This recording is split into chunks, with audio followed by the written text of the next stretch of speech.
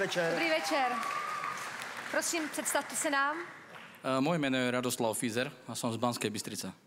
Tam to mám ráda. Já Tam rodinu.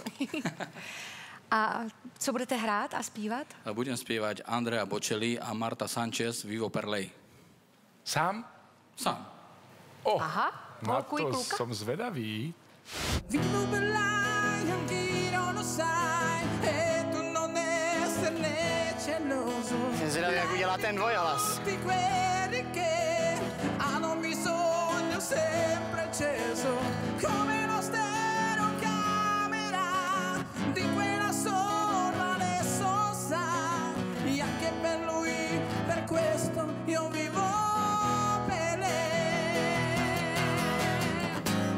È una cosa che scende vita. Toto ako prišiel, že toto bude robiť? Mění ty hlasy, výborný.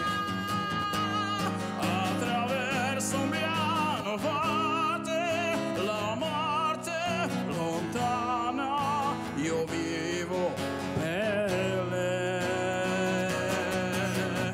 Vivo per lei che penso sa, essere dolce e sensuale, a donde picchia ne sfana, e uno che non fa male, per lei adesso mi fa girare di citra in citra, soprano come mero, io vivo en dolore. Poďme hodnotiť. Ano.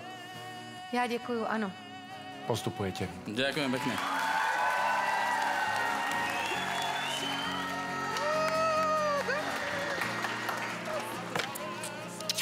No super.